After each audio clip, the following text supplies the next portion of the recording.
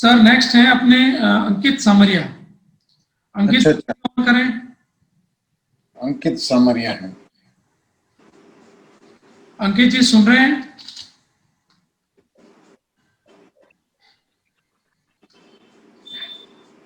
Ji sir. Ji video on करिए अंकित जी।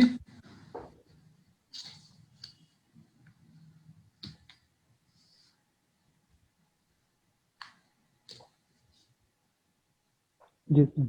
हाँ जी अंकित जी। जी sir. आप इसको भीलवाड़ा के रहने मोबाइल वाले को एक मिनट सर, मोबाइल को आड़ा कर दीजिए अंकित जी। हाँ अब स्क्रीन ठीक है। हाँ। जी जी सर शुरू करें। अंकित सामरिया, जी सर। आपने भीलवाड़ा के निवासी हैं, इतिहास, राजनीति विज्ञान और अर्थशास्त्र पढ़े हैं। इतिहास में आप एमए हैं, बीएड हैं और आरएससीआईटी का कोर्स आपने कर रखा है। जी जी। आपने आरएस आपने प्रथम अपनी वो दी है वरीयता। योग और प्राणायाम करने में आपको बहुत रुचि है। और चलो बाकी तो ठीक है। तो अनिल जी, अंकित जी, आप मुझे ये बताएं कि आरएस क्यों ज्वाइन करना चाहते हैं आप? जी सर। सर मैं वर्तमान में राजस्थान तहसीलदार सेवा का अधिकारी हूँ। गत प्रयास में मेरा आरटीएस में सिलेक्शन हुआ था सर। इसमें लिखा था, हमने लिखा है जी क्या? सर, मेरे डेफ में लिखा हुआ था सर, बायोडाटा में छूट गया होगा सर। अच्छा अच्छा, जी ठीक है। तो सर एक व्यक्ति की स्वाभाविक से इच्छा होती है कि वो जीवन में उत्तरोत्तर प्रगति करना चाहता है। और सर मेरा लक्ष्य आरएएस राजस्थान प्रशासनिक सेवा में सिलेक्ट होना था, इसलिए मैंने आरटीएस को सेकंड प्रायोरिटी दी थी पिछली बार और उसमें मेरा चयन हो गया है। तो आगे भविष्य में मैं प्रमोशन द्वारा आरएएस बन सकता हूँ। साथ ही मैं चाहता हूँ कि अगर हो सके तो सीधी भर्ती से बन जाऊँ तो ज्यादा अच्छा काम। बहुत अच्छी बात है। अच्छा, आपकी जो महत्वाकांक्षा है जरूर पूरी होगी, है ना? तो आपने इस दृष्टि से बहुत सारी तैयारी की होगी। तहसीलदार रहते हुए कितने वर्ष हुए आपको? सर अभी मेरे को 16 महीने हुए हैं सर। अभी 7 महीने की हमारी ट्रेनिंग पीरियड पूरा हुआ है। जी जी अभी सर। Training period. तो राजस्थान टेनेंसी एक्ट पढ़ा है आपने 75 का? सर टेनेंसी, सॉरी सर, 1955 का टेनेंसी एक्ट है सर, पूरा तो नहीं पढ़ पाया हूँ। आई एम सॉरी, हाँ 55 का। जी सर। तो उसमें अलॉटमेंट के एलिजिबल कौन लोग हैं पात्र? जमीन का, कृषि भूमि के आवंटन के लिए कौन कौन लोग पात्र माने जाते हैं? सर उसमें 5-6 तरह की कैटेगरियां बनाई गई है सर। उसमें पहला भूमिहीन व्यक्ति हैं, SC ST के व्यक्ति हैं, कृषि स्नातक व्यक्ति हैं, पूर्व सैनिक वगैरह हैं सर। उनके लिए भूमि आवंटन के लिए उनको पात्र माना गया है। अभी तक कोई सुधार हुआ है क्या इसमें टेनेंसी एक्ट में? जी सर। टेनेंसी एक्ट में 55 के बाद कोई संशोधन हुआ है क्या? सॉरी सर, अभी मुझे याद नहीं है। चलो कोई बात नहीं। आपने एमए किया है जी इतिहास में, जी जी है ना? तो इतिहास की जानकारी तो होगी आपको पक्का? सर पूरी तो नहीं, काफी टाइम से मैं पढ़ नहीं पाया हूँ इतिहास को, तो फिर भी कौन से इतिहास के कौन से पीरियड की जानकारी आपको ठीक ठाक है? सर मुझे आधुनिक काल के ठीक है। आधुनिक काल की जानकारी आपको है। एक युद्ध हुआ अंग्रेजों के साथ, उसके बारे में कहा जाता है it was no more a war. आपको याद आ रहा है? ये कोई युद्ध नहीं था, इसको युद्ध की संज्ञा नहीं दी जा सकती। चलो कर्नाटक वार्स के बारे में पढ़ा है? सॉरी सर, अभी ध्यान नहीं। कर्नाटक वार, कर्नाटक युद्ध। जी सर पढ़ा तो था, लेकिन अभी सर ध्यान में नहीं है सर। अभी ध्यान में नहीं आ रहा। चलो मुझे एक बात बताओ कि भारत के इतिहास को 3 भागों में बांटते हैं, प्राचीन भारत, मध्यकालीन भारत और आधुनिक भारत, है ना? तो ये जो वर्गीकरण किया है भारत के इतिहास का, क्या आप इस वर्गीकरण को ठीक समझते हैं? जी सर, इनमें सर तीनों काल, प्राचीन काल से लेकर, जैसे प्रारंभ से लेकर 1200 ईस्वी तक, उसके बाद 1200 ईस्वी से लेकर 1757 ईस्वी मध्यकाल तक, और उसके 1757 से लेकर आज तक, उसको आधुनिक काल में बांटा गया है।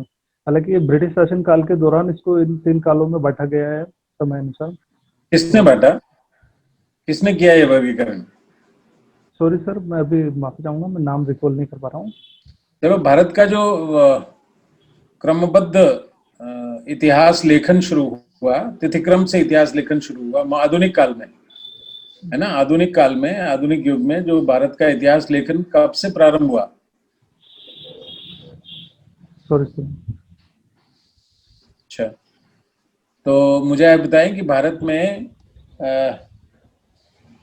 दो धार्मिक क्रांतियां हुई। धार्मिक क्रांति के बारे में जानकारी है? जी उस धार्मिक क्रांति, हाँ जी सर। बताइए। सर एक तो वो प्राचीन काल में हुई थी जिस समय ये जैन धर्म और बौद्ध धर्म का उदय हुआ था, और हाँ। दूसरी है सर आधुनिक काल के अंदर मानी जाती है जिस समय विभिन्न हिंदू धर्म में आई विभिन्न कुरीतियां, रूढ़िवादिता और जटिलताओं के फलस्वरूप जो नवीन सुधार हुए थे, जिसमें आर्य समाज वगैरह, ब्रह्म समाज वगैरह, वो समय का काल का माना। ये जो भक्ति आंदोलन का काल है उसको क्या कहते हैं? उसके बारे में कुछ जानकारी?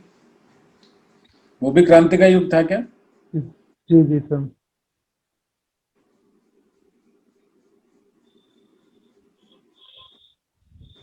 तो मुझे आप ये बताएं कि ये जैन और बौद्ध धर्म जो आए थे, उन्होंने उसको, उनके उत्पत्ति को क्रांति का नाम क्यों दिया गया? जैन और बौद्ध धर्म के विकास को क्रांति क्यों कहा गया?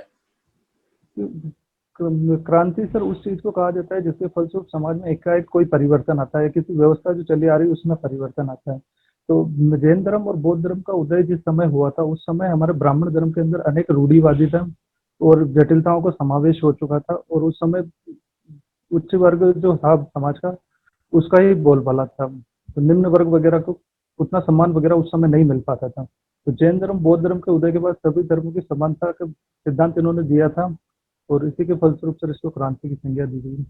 तो हमारे यहाँ पर जैन धर्म और बौद्ध धर्म से पूर्व एक ऋग्वेद में एक उदाहरण मिलता है कि एक ही घर में 3 वर्ण के लोग रहते हैं। पढ़ा है आपने? ये तो पढ़ा होगा यार निश्चित रूप से। जी सर, वो एक शायद सर जहाँ तक मैं, सॉरी सर मैं रिकॉल नहीं कर पा रहा हूँ, वो एक ही घर में तीनों काम करते थे, उसकी माता चक्की वगैरह चलाती थी सर, वो पूर्ण मैं रिकॉल नहीं कर पा रहा हूँ सर। है ना? तो जी सर बिल्कुल सर।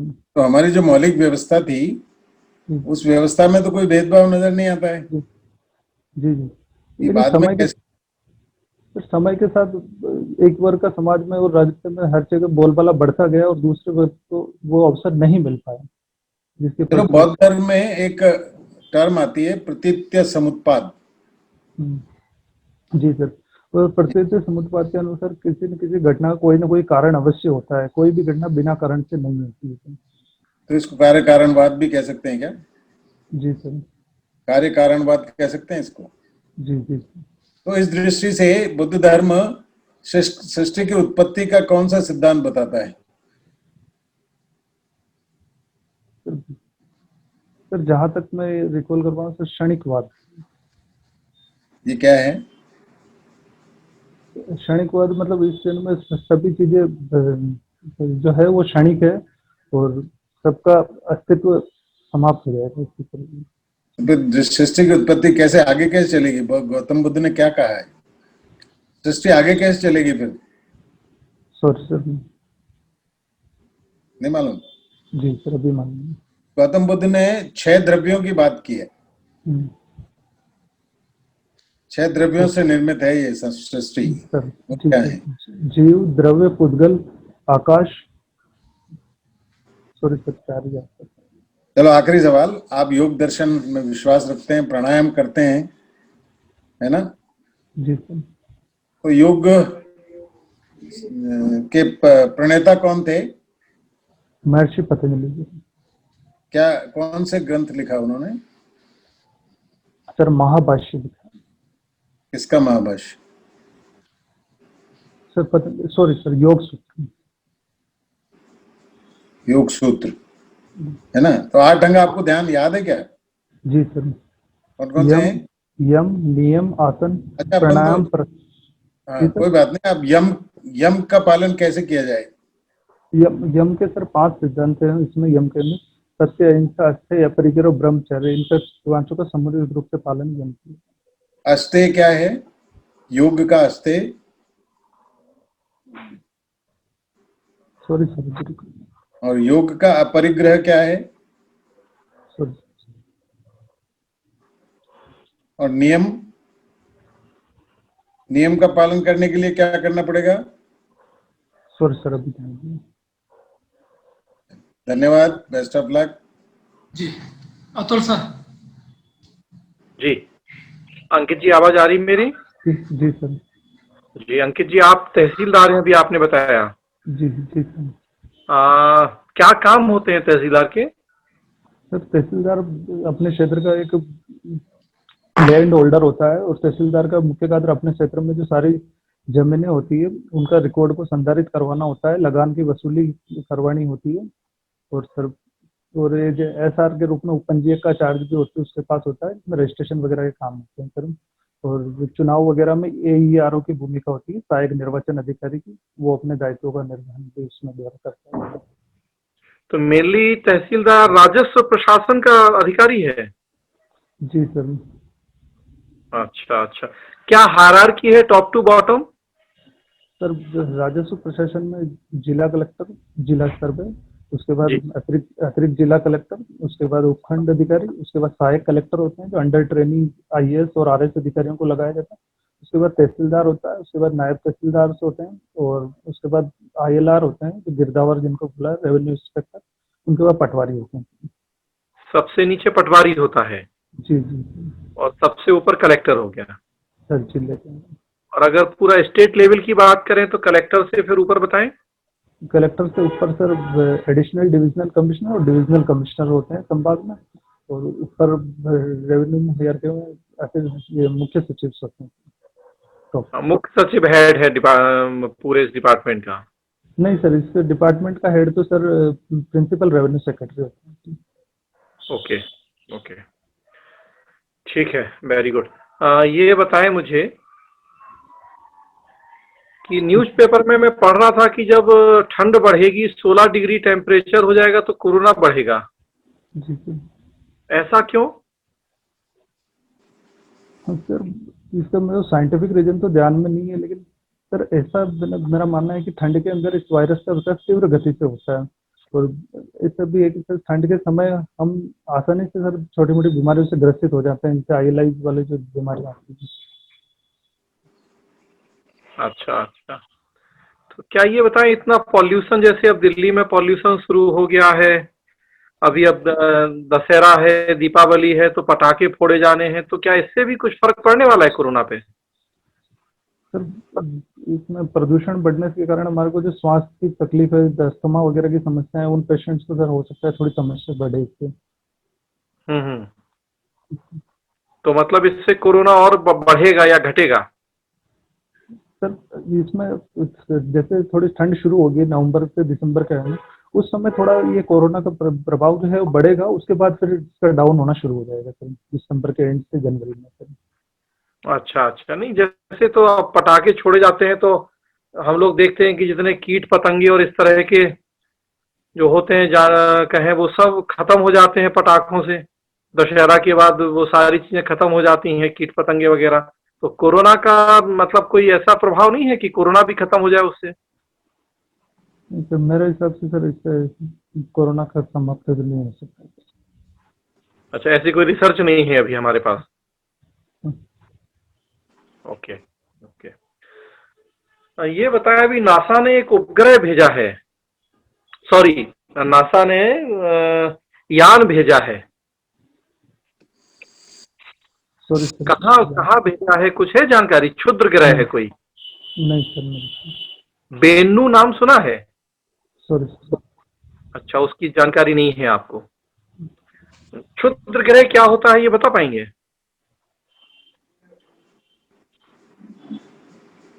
Sorry sir. अच्छा, उसका भी आइडिया नहीं है। चलिए कोई बात नहीं। ये बताएं, अमेरिका में जो चुनाव हो रहे हैं जी सर।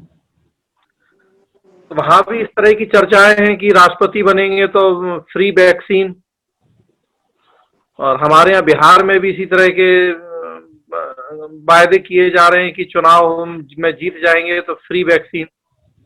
जी। तो मतलब कोई अंतर नहीं रह गया है अमेरिका और भारत के चुनाव में। नहीं सर, भारत के और अमेरिका के चुनाव में सर अंतर तो है। भारत के चुनाव में सर सामान्यतः ये प्रवृत्ति रही कि लोक लुभावन को ज्यादा वरीयता दी जाती है यहाँ पर, कि जनता कैसे न कैसे उनकी तरफ आकर्षित हो और उनकी पार्टी को अधिक से अधिक वोट दें। इसलिए यहाँ पर बिहार में भी उन्होंने वह भी घोषणा की है जैसे रिसेंटली कि सबको मुफ्त में वैक्सीन उपलब्ध करवाई जाएगी। लेकिन सर मेरा व्यक्तिगत रूप से ये मानना है कि वैक्सीन का पहला जो हक है वो है सबसे ज्यादा जरूरतमंद व्यक्ति को, जिसको जरूरत हो उसको उपलब्ध करवाई जाए, और जो इसकी कॉस्ट वहन कर सकते हैं उसको अवश्य उनको कुछ राशि लेकर ही उपलब्ध करवाई जानी चाहिए। चलिए, अगर जरूरतमंदों की ही पहचान करनी है, प्राथमिकता सूची बनानी है, आपको ये जिम्मा दिया गया है, बताएं क्या प्राथमिकता सूची होगी, कैसे आप तय करेंगे कि सबसे पहले किसको, उसके बाद किसको, फिर किसको, कुछ बताइए। और पहला तो सबसे ज्यादा गंभीर श्रेणी के जो मरीज हैं उनको पहले उपलब्ध करवाई जाए, और उनके जो बाइफर्केशन वो आर्थिक आधार पर सक्षम हैं तो उनको कोई कॉस्ट लेके उपलब्ध करवाई जाए। जो आर्थिक रूप से कम सक्षम है वो तो उनको निःशुल्क इनको उपलब्ध करवाया जाना चाहिए सर। अगर वृद्ध हैं, महिलाएं हैं, बच्चे हैं, बीमार हैं, युवा हैं, सरकारी कर्मचारी हैं, मंत्री जी के रिश्तेदार हैं, अगर ये 5-6 लोग हैं तो क्या प्रायोरिटी होगी? सर इसमें सबसे पहले तो जो सबसे जरूरतमंद हो उसको उपलब्ध करवाई जानी चाहिए, चाहे वो कोई भी व्यक्ति हो, वृद्ध हो, महिला हो, राजनीतिज्ञ हो, लोक सेवक हो या चिकित्सा कर्मी, कोई भी हो सकता है सर। इसमें अगर हम उसको देखें तो फिर वृद्धों को, महिलाओं को और बच्चों को, उसके बाद सर अन्य व्यक्तियों को इसको उपलब्ध करवाया जाना चाहिए। ओके, ये बताइए कि मॉरेटोरियम को लेके इशू चल रहा है हमारे देश में। सॉरी सर, मैं अभी इसमें अच्छा, उसकी भी जानकारी आपको नहीं है। जिन लोगों ने लॉकडाउन के दौर में अपना जो भी उनका लोन था वो उन्होंने उसकी किस्तें जमा की थी, उन्हें कुछ सरकार राहत देने जा रही है, जी जी सर। जानकारी है? सर इसमें सर जो समय पे जो जिन्होंने अपना लोन भरा था यानी ईएमआई चुका दी थी उनको सर सरकार आई थिंक 1.6% का रिटर्न वापस करने जा रही है। Okay, very good. चलिए, वापस चलते हैं थोड़ा सा अमेरिका के चुनाव की तरफ। प्रक्रिया बता पाएंगे? आपने पॉलिटिकल साइंस भी पढ़ा है ग्रेजुएशन में, हालांकि समय हो गया है, लेकिन आप अधिकारी हैं, वहाँ सर तो राष्ट्रपति आप के प्रोसेस में बताएं। सर पूर्णतया तो मैं इसके बारे में अभी मेरे को अवेयरनेस नहीं है, लेकिन जितना मेरी जानकारी है वो देता हूँ। सर यहाँ पर निर्वाचक मंडलों द्वारा इनका राष्ट्रपति का चुनाव किया जाता है। राष्ट्रपति के चुनाव के लिए जो हर स्टेट से उनकी जनसंख्या के आधार पर प्रत्याशी चुनाव लड़ते हैं दोनों पार्टी को, उनके को आधार पर ही राष्ट्रपति का चुनाव होता है। निर्वाचक मंडल के सदस्य की संख्या 538 है यहाँ पर, और उनके आधार पर जो जितने ज्यादा व्यक्ति जिस पार्टी के चुन के आएंगे वो उनके लिए राष्ट्रपति के लिए वोटिंग करेंगे, तो राष्ट्रपति उनका बनेगा। ये बताएं, भारत के राष्ट्रपति का चुनाव भी निर्वाचक मंडल करता है और अमेरिका में भी, लेकिन अमेरिका का राष्ट्रपति चुनाव प्रत्यक्ष कहलाता है, भारत का अप्रत्यक्ष, ऐसा क्यों? वहाँ पर सर अध्यक्षात्मक शासन प्रणाली है, और वहाँ का जो राष्ट्र प्रमुख और सरकार का प्रमुख दोनों ही राष्ट्रपति होता है सर, और वहाँ जनता द्वारा जो इलेक्टोरल जो उसकी पार्टी के जो मेंबर होते हैं उनको चुना जाता है, इसलिए वो प्रत्यक्ष कहलाता है। जी। तो हमारे यहाँ अप्रत्यक्ष क्यों? हमारे यहाँ सर उनके एक तो हमारे यहाँ जो है वो नाम मात्र की कार्यपालिका होता है राष्ट्रपति, और वास्तविक कार्यपालिका प्रधानमंत्री होता है। दूसरा उसके निर्वाचक मंडल में जो सदस्य होते हैं वो उसके राष्ट्रपति के चुनाव के लिए न चुने गए होते हैं, वो लोकसभा मेंबर या राज्यसभा के निर्वाचित सदस्य होते हैं, वो अपना vote cast. Okay, very good. Lalit sir.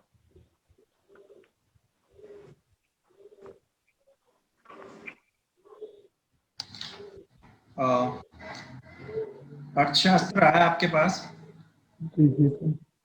आप ये बताइए, राजस्थान में कितनी फसलों को एमएसपी के दायरे में लाया गया है अनिवार्य रूप से?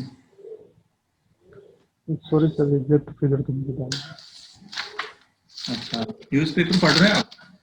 सर अभी तो मैं रिसेंटली नहीं पढ़ पाया हूँ सर, टाइम नहीं मिला। अच्छा, आप ये बताइए, एक्ट ऑफ गॉड जी सर। क्या होता है? एक्ट ऑफ गॉड ऐसी ऐसी कोई घटना है जिसमें व्यक्ति या मानव का कोई हाथ नहीं होता है, प्रकृति नहीं होती है, प्रकृति द्वारा ही होती है, उसे एक्ट ऑफ गॉड की संज्ञा दी गई है। अच्छा, ये अभी चर्चा में रहा था एक्ट ऑफ गॉड शब्द। जी सर, ये निर्मला सीतारमण जो है हमारे केंद्रीय वित्त मंत्री, उन्होंने सर कोरोना महामारी को एक्ट ऑफ गॉड बताया था हमसे। अच्छा, ये शब्द आया कहाँ से, ये शब्द समूह कौन से देश से लिया? Sorry sir. अच्छा, ये बताइए, भारत में जननांकीय लाभांश की स्थिति है या जननांकीय आपदा की स्थिति है? सर हम अभी जननांकीय लाभांश के दौर से गुजर रहे हैं, और इस जननांकीय जो हमारी स्थिति है वही जो 18 से 45 वर्ष के व्यक्ति जो हैं, अगर उनको हम सही से रोजगार वगैरह के उपलब्ध करवाएं, तकनीकी कौशल उपलब्ध करवाएं, तो उनमें उद्यमिता का विस्तार करें, तो वो हमारे लिए एक लाभदायक भी हो सकते हैं। अगर उनको ये चीज़ समय पर ना मिली और इस समय का हमने इनकी युवा आबादी, कार्यशील आबादी का सदुपयोग नहीं किया सर, तो ये आपदा के रूप में भी हो सकती है। अच्छा, हम सुनते मध्यम वर्ग, मध्यम वर्ग को परिभाषित कीजिए। तो समाज का वह वर्ग जिसमें वकील, डॉक्टर, पत्रकार, सरकारी कर्मचारी वगैरह आदि आते हैं, उनको मध्यम वर्ग की संज्ञा दी जाती है। अच्छा, बाकी नहीं आते हैं?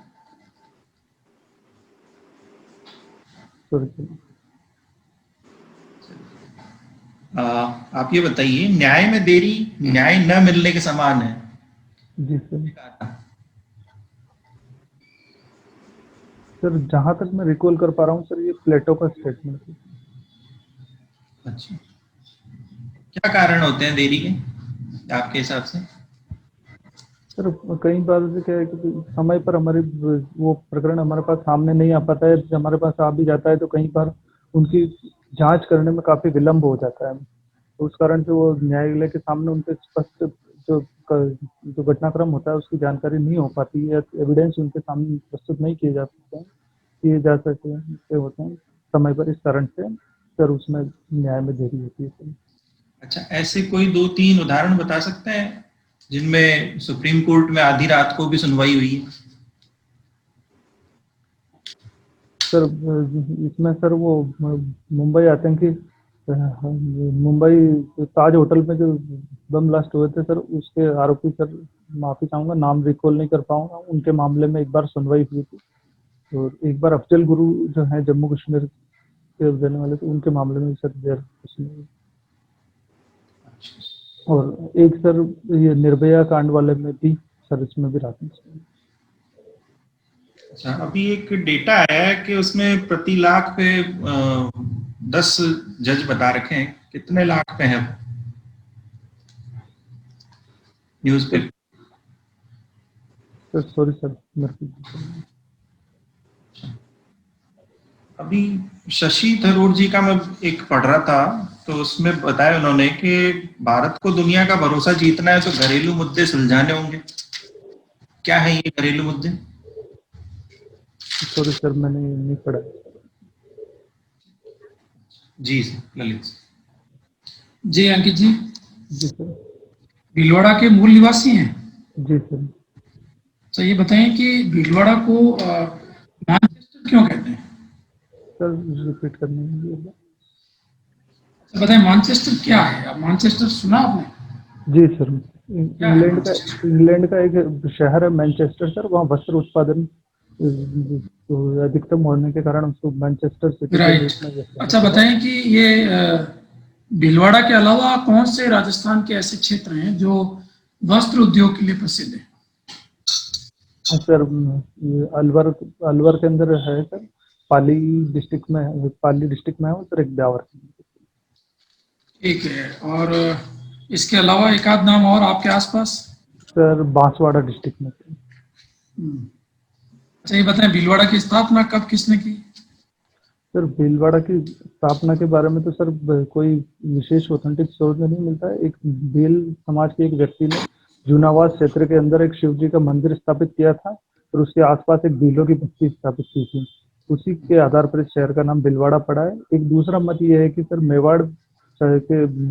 मेवाड़ के अंतर्गत ये आता था और यहाँ एक भिलाड़ी नामक टकसाल थी जहाँ भिलाड़ी नाम के सिक्के डाले जाते थे, इस कारण इसको भीलवाड़ा। तो ये बताएं कि भीलवाड़ा में कितने विधानसभा क्षेत्र हैं? सर भीलवाड़ा में 7 विधानसभा क्षेत्र हैं। कौन कौन से? सर भीलवाड़ा है, गंगापुर साहड़ा है, आसीन है, मांडल है, मांडलगढ़ है, जहांजपुर है। और सवाई सर भोज के बारे में कुछ बता पाएंगे? जी सर, सवाई भोज हमारे आराध्य देव नारायण जी के पिताजी सवाई भोज थे। उनका तीर्थ स्थल आसीन के मालासरी डूंगरी गांव में है। गुर्जर समाज के आराध्य देव हैं। इनका मेला कब बढ़ता है? ये सर भाद्रपद शुक्ल छठ को, शुक्ल छठ। राइट।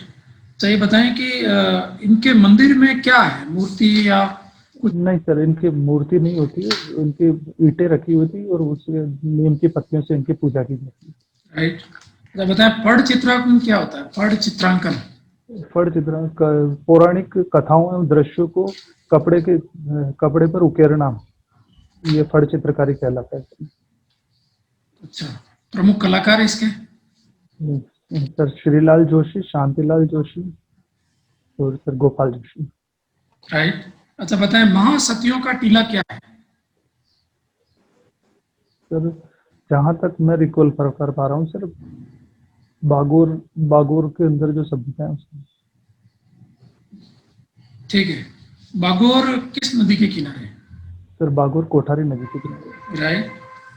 अच्छा ये बताएं कि भीलवाड़ा को कपड़ा निर्यातक शहर का दर्जा दिया गया है, जी ये कब दिया गया? सर, ये 2009 के अंदर दिए गए। राइट। अच्छा बताएं कि किन मूल्यों को गांधीवादी मूल्य कहा जाता है? सर गांधीवादी मूल्य सत्य, अहिंसा, अस्थेय, अपरिग्रह, श्रम, स्वदेशी और सर। अच्छा इन मूल्यों का प्रशासन में किस प्रकार उपयोग हो सकता है? सर आज के समय में इन्हीं मूल्यों की हमारी आवश्यकता है, क्योंकि आज के समय जो प्रशासन का जो दृश्य है वो अनेक चुनौतियों से प्रशासनिक अधिकारी सामना कर रहे हैं। और हमारे इसमें जो मूल्य है, सत्य का मूल्य है। सत्य के आज प्रशासनिक अधिकारी कोई भी है, अगर वो सत्य पर अडिग रहता है, नियमों कानूनों के अनुसार अपने कार्य को संपादित करता है, तो उसको किसी भी प्रकार की चुनौती का सामना नहीं करना पड़ता है। साथ ही साथ उसको जनता में एक विश्वास जाता है कि ये जो अधिकारी है हमारी बात सुनेगा, हमारे पास सामने किसी भी प्रकार का भेदभाव नहीं करेगा और ये हमारे साथ हमारी बात को सुन के और हमारे के साथ न्याय का कार्य करेगा। राइट। अच्छा ये बताएं लोक सेवा में निष्पक्षता क्या होता है? लोक सेवा निष्पक्षता का आशय एक लोक सेवक को अपने कार्यों का इस प्रकार से संपादन करना चाहिए कि उसमें किसी भी पक्ष को ये न लगे कि मेरे साथ किसी प्रकार का भेदभाव हुआ है। वो पूर्णतः नियमों और कानूनों के अनुसार ही होंगे। ठीक है जी। उपाध्याय सर।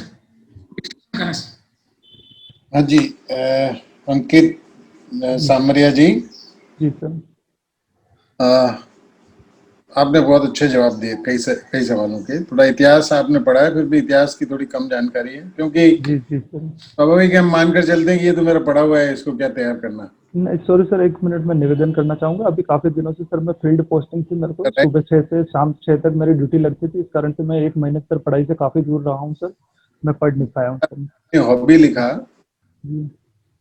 प्राणायाम करना और योगा, तो योग के बारे में आपको जानकारी होनी चाहिए। यम नियमासन धारणा ध्यान प्राणायाम प्रत्याहार समाधि के बारे में कुछ भी पूछा जा सकता है। जी सर।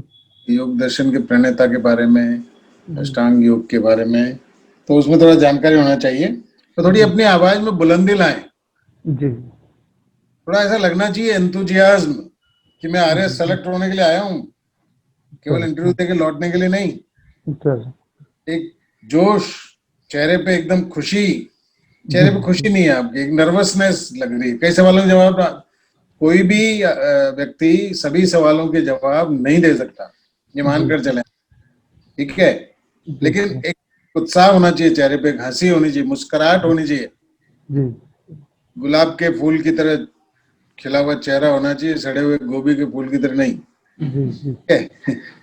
आपका ऐसा नहीं था, और मैं एक उदाहरण दिया आपको। आप तहसीलदार हैं, और तहसीलदार रहते हुए आप 16 महीने में तो आपने बहुत कुछ ट्रेनिंग भी ली है, लेकिन वो बात आपके चेहरे पे झलक नहीं रही है। एक अफसर ही आनी चाहिए आपके चेहरे पे। इंटरव्यू देने वाला एक अधिकारी है, कोई आम विद्यार्थी नहीं है, ठीक है ना। एक आई कांटेक्ट बनाने की कोशिश करें आप। बहुत सारे सवाल आपसे पूछे, अतुल सर बहुत अच्छा पूछते हैं, मैं इनका बहुत कायल हूँ एक्चुअली, बहुत अच्छा पूछते हैं। जैसे मॉरिटोरियम पे पूछा, राजेश जी ने आपसे मध्यम वर्ग के बारे में पूछा, तो आप थोड़ा सा शक पका रहे थे, ब्लंटली जो अपने उत्साह के साथ जवाब क्यों नहीं दे रहे थे? ये सवाल तो आते थे आपको, इसलिए अब के जो मौक दें आप थोड़ा तैयार होके दें। जी मेरी शुभकामनाएं आपको। ठीक है जी जी अतुल सर। कि बिल्कुल जो सर ने कहा वही वो चीज मिस है कि आप ऑलरेडी तहसीलदार हैं, आपके लिए आपके पास खोने के लिए क्या है? जी को तो पूरा कॉन्फिडेंटली और एकदम चढ़ के कि भाई एक सीट तो हम लेके जाएंगे, आपको तो वो एटीट्यूड होना चाहिए। जी ऑलरेडी तहसीलदार हैं, ऑफिसियर वाले वो लक्षण वो मतलब वो चेहरे पे वो चीजें नहीं दिख रही हैं। ठीक है, बाकी तो आपसे तो अब चूंकि आप वर्किंग हैं तो मुझे लगता है कि आपका इंटरव्यू तो ज्यादातर उसी के इर्द गिर्द होगा जो आपके काम है। जी क्यों बनना है, जैसा सर ने पूछा था कि ऑलरेडी तहसीलदार हैं तो क्यों अब आपको और आगे, तो आपने वो उसका बड़ा अच्छा जवाब दिया कि भाई डायरेक्ट पहुंच जाऊं मैं ऊपर वाले पद पे, तो बहुत अच्छी बात है। तो आपको तो चीजें पता है, ऑलरेडी सिलेक्टेड हैं, एक बार इंटरव्यू भी आप पास कर चुके हैं, तो अब वो कॉन्फिडेंस क्यों नहीं है? वो चेहरे पे वो खुशी वो उत्साह होना चाहिए, वो क्यों नहीं है? बाकी तो चीजें ठीक है। सर, मैं अभी क्या है कि लॉ एंड ऑर्डर में मेरी ड्यूटी लगी हुई, तो अचानक भगते भगते इंटरव्यू के लिए आया था, तो इसलिए हाँ फोन हाँ हाँ, नहीं था सर। अरे तब भी तो, लेकिन इतना नीरसता तो नहीं होनी चाहिए। बाकी तो सब ठीक है, आप तो सिलेक्टेड हैं ऑलरेडी और जरूर होना चाहिए आपका, तो आरएस बनना चाहिए आपको। जी न्यूज पेपर के लिए टाइम निकालें और जी थोड़ा जी सा सर। ये वाला अपना बॉडी लैंग्वेज वाला पार्ट ठीक करें। जी ठीक है जी। जी जी राजेश। जी अंकित जी, जी सर। वही बात मैं रिपीट नहीं करूंगा जो सर ने बोल दी। जी आप देखिए, एक्सक्यूज नहीं दे सकते।